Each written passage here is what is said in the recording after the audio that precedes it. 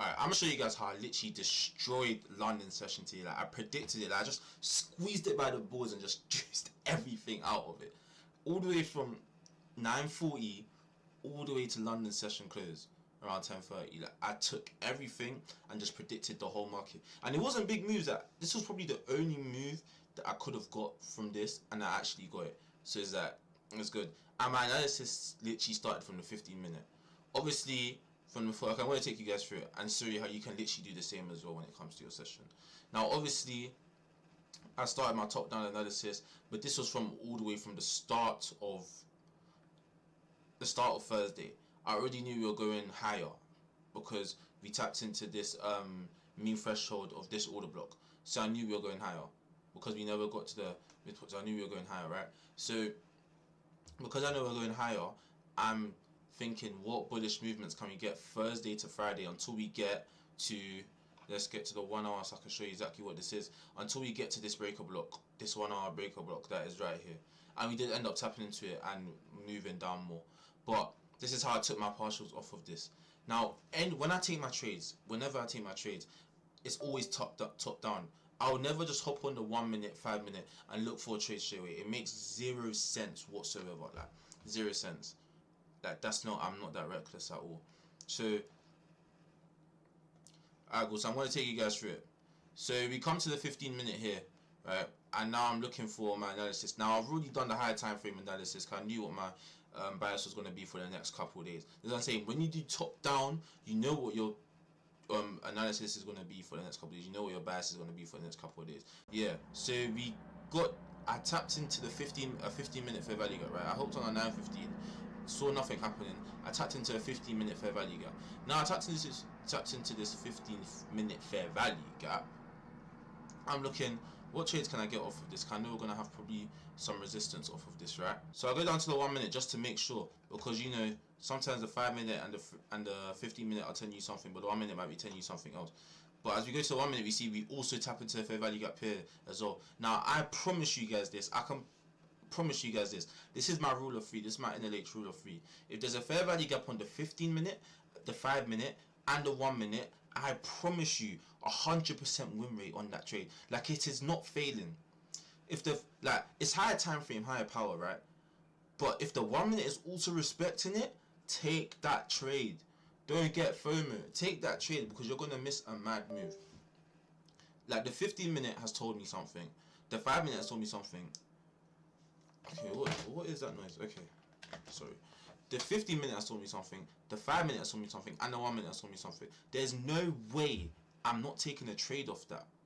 Now, if it was the 15-minute alone, I'd have to look deeper into it. Even though it's higher time frame holds higher power, if it's the 15-minute alone, I have to look into it.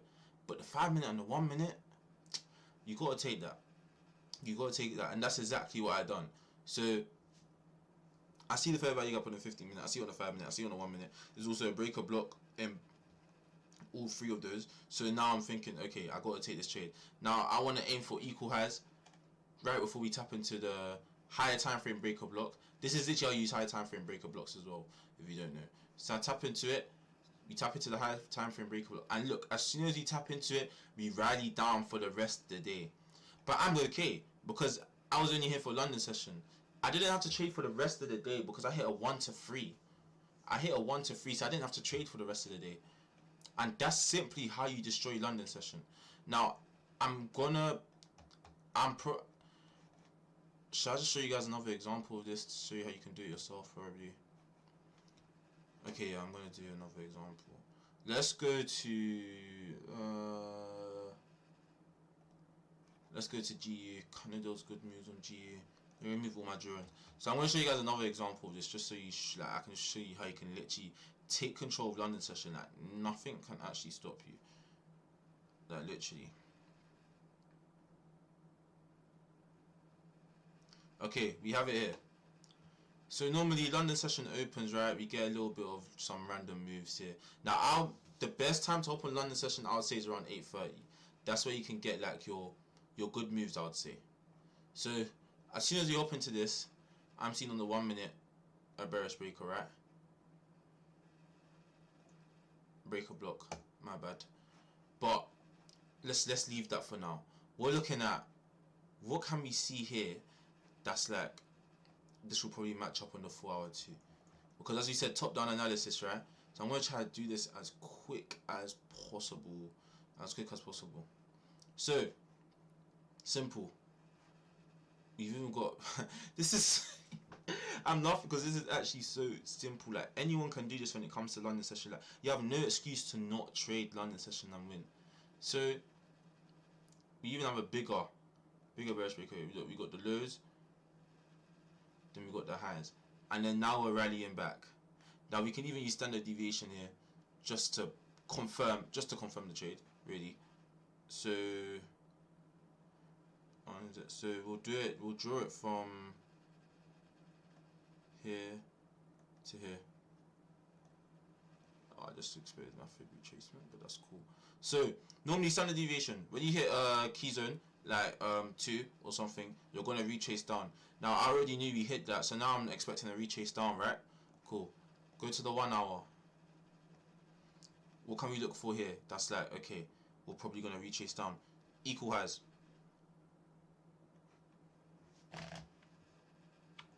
That's enough for me. Equal highs, right? Normally when I hit equal highs, I'll change that to orange just to know, like, to make it more clear. So we hit equal highs, right? So now I know, okay, we're definitely rallying down to something right now. So now I'm gonna go. Now I know what the framework of the trade is, and I know we're going lower. I'm looking for better trades. So now let's go to the 1 minute where I actually found the trade. So we go to the 1 minute. This is where I would have entered, right? So we go to the 1 minute and we see that we've got a breaker block here. High, low, high, low. And then we tap into a 1 minute FVG right here. Now off this 1 minute FVG, you know what I'm doing? Now this is how I trade. Other people will probably enter off the fair value gap here, but the way I trade, I wait until the fair value gap fully gets taken. So it gets tapped into again, and then it fully gets taken here. And then what I'm doing, I'm putting my stop loss under the FVG, right? And I'm looking, where's Asia lows? That's probably what I would aim for.